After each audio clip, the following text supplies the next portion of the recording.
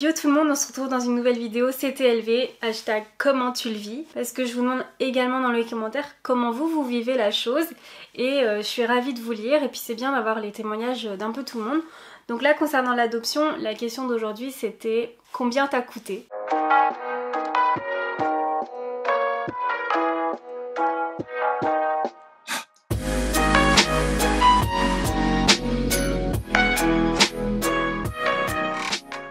Comme vous le savez, une adoption, ça a un coût, ça a un prix pour les parents adoptifs.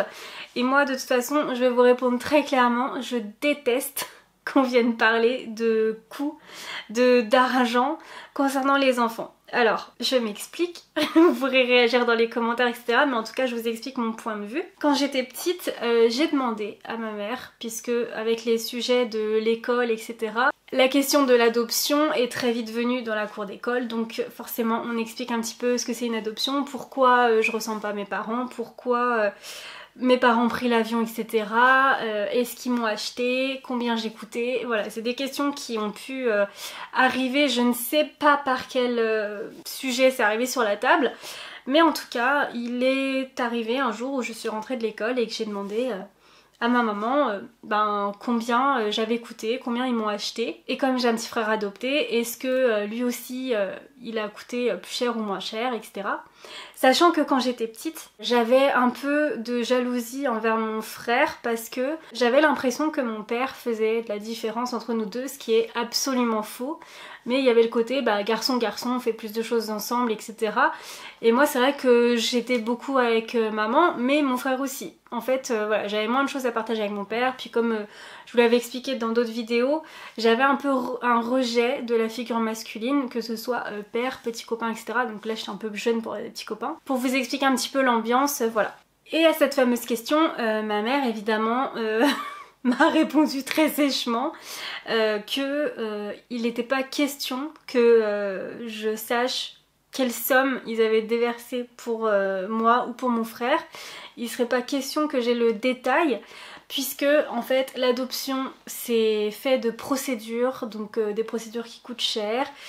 Faut faire le voyage quand c'est une adoption internationale également, même quand c'est en France évidemment, mais je veux dire un voyage coûtera toujours plus cher d'aller de Bretagne au Sri Lanka que de Bretagne à Bordeaux, admettons. Également donc il y a eu tous les frais, les lettres, les avocats, les traducteurs, etc., le séjour sur place, voilà, il y a eu plein de choses qui ont fait que ça constitue un budget adoption et elle a toujours refusé de nous dire combien parce que elle estimait qu'il n'y avait pas à faire de différence déjà entre un voyage qui aurait coûté plus ou moins et que surtout on n'achetait pas des enfants, qu'on les désirait, que c'était pour fonder une famille et qu'il fallait absolument que l'enfant se rende compte que c'est par amour et pas une somme en fait. Voilà, elle nous a dit que le seul prix que je devais connaître c'était le prix de leur amour et c'était tout. Suite à ça, par rapport à mon parcours personnel, je rajoute que moi c'était compliqué vis-à-vis de ma maladie, donc pour ceux qui sont pas au courant, je souffre d'endométriose.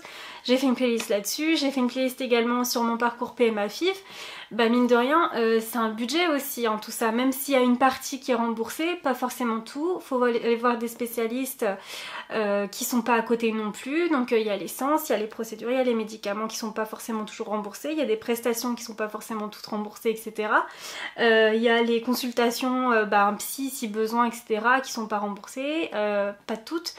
L'ostéo, enfin bref, il y a énormément de frais aussi qui ont été engagés pour nous concernant l'arrivée d'un possible enfant. Donc forcément, si on compare de désirer un enfant, que ce soit une adoption ou que ce soit hors naturel, on va dire, par voie PMA ou médicale, ça a un coût aussi. Donc pour moi, c'est la même chose en fait. Il n'y a pas à mélanger, à dire ouais on a coûté tant, etc. Ensuite, par rapport à ça, je voudrais rajouter qu'il y avait eu un débat sur je ne sais plus quel groupe où beaucoup étaient à nommer la somme, enfin à inscrire la somme que ça avait pu coûter à leurs parents, d'autres qui allaient demander, etc. J'ai toujours revendiqué que j'étais pas contre le fait d'exprimer entre adultes, etc. Mais que pour moi, je trouvais pas ça sain d'aller dire à l'enfant la somme. On peut faire comprendre à un enfant, puisque de toute façon un enfant il comprend tout, on peut faire comprendre que ça a coûté un certain budget parce qu'il y a beaucoup de choses qui rentrent en compte, mais en expliquant. Par contre, je trouve ça vraiment pas sain de dire à un enfant, voilà, on a dépensé tant. Parce qu'un enfant qui est en construction, déjà, s'il compare avec des frères et sœurs ou même ses copains, etc., il va forcément à un moment donné se dire ouais moi mes parents ils ont acheté tant et tout, si un petit frère ah bah ouais lui c'était plus cher donc c'est le préféré, enfin je trouve pas ça sain et je trouve pas ça bon pour la construction, donc je suis ok moi de faire comprendre qu'une adoption ça se fait pas comme ça, que c'est pas la cigogne qui a porté le bébé, etc. Je suis d'accord quand l'enfant est en mesure de comprendre, si éventuellement l'enfant quand il devient une personne qui devient mature après 18 ans, etc. et que là il décide d'en reparler avec les parents, là-dessus je vois pas de problème de dire la somme, parce que je pense qu'il aura un certain recul pour voilà, un peu digérer la chose et puis comprendre les choses. Mais pour moi le fait de dire la somme à un enfant, je trouve ça, enfin pour moi c'est pas possible en tout cas. Enfin après, je sais qu'il y en a qui pourraient le faire puisque j'ai vu dans certains commentaires, mais de mon point de vue personnel, c'est impossible, je pourrais pas faire ça. Et d'ailleurs, je suis contente que mes parents ne nous aient pas dit combien on avait coûté. Peut-être qu'un jour ça me viendra à l'idée de poser la question, mais en fait j'ai pas envie de briser ça, je sais très bien que c'est par amour qu'ils l'ont fait, j'ai pas besoin de connaître les détails, je sais que ça a été conséquent vis-à-vis de tout ce qui a dû être engagé, surtout que eux aussi avaient le médical à côté, donc c'est même pas que pour moi, il y a eu de l'argent dépensé pour un enfant qui n'a jamais vu le jour également. Donc quelque part, je me dis que c'était beaucoup plus sain pour nous, parce que ça aurait pu être assez dramatique, le fait que je connaisse les prix par rapport à mon petit frère. J'imagine qu'on n'aurait pas eu du tout la relation qu'on a actuellement, et vraiment je trouve ça malsain. Voilà, donc je suis pas pour qu'on dise la somme, je suis pour qu'on explique, parce qu'un enfant est capable de comprendre, mais je pense que c'est trop petit, c'est trop jeune quand l'enfant n'est pas adulte, quand l'enfant n'est pas une personne avec du recul sur sa situation, sur sa vie. Je trouve pas ça normal de dire combien un enfant a coûté lors de l'adoption. Voilà, tout comme je serais contre de dire également à un enfant né en PMA, voilà, on a dépensé tant pour t'avoir. Non, c'est pas...